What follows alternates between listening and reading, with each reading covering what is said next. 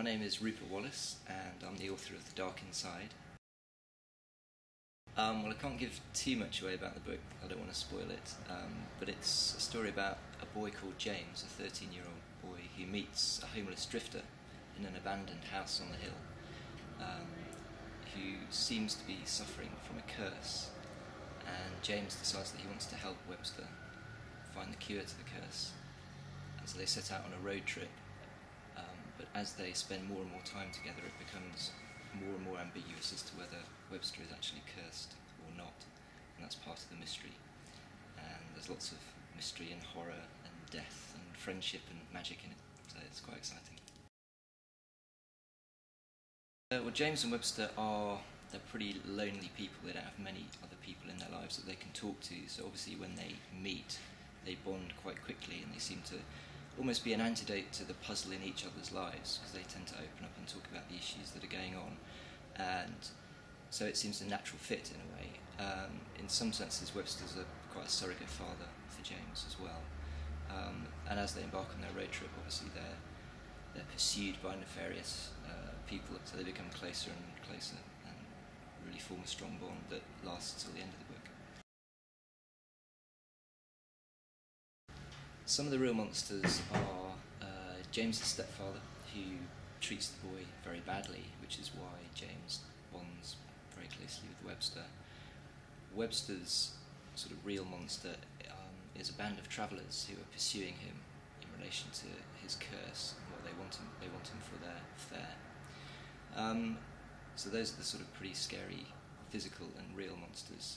There's also a kind of a scary old woman who's one of the travellers, who is a pretty nasty piece of work, and she seems slightly magical and mysterious and quite cutthroat. In terms of the imagined monsters, one of the key things in the book is what you believe about Webster or not, and what he really is or not, and whether he might be imagining his curse or not.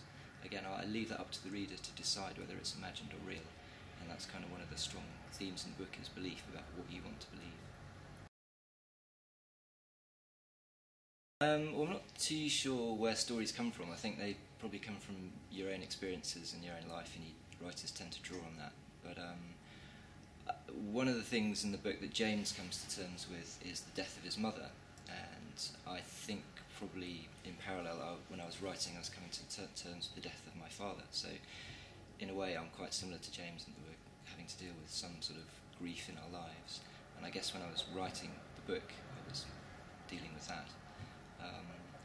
And I think the key to writing well is to writing something that's very specific to you, because if you can write something specific, then other people will think of things that are specific in their lives, and therefore it becomes more of a universal book, a more universal theme.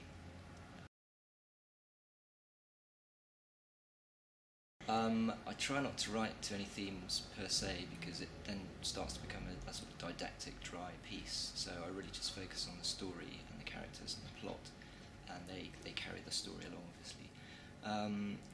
Once you've got something you can work with, then you start to realise what the themes are that your subconscious has laid down on the page, and therefore you can start to sort of mould them and bring them out, either in the imagery or in the subplots or in the characters as well.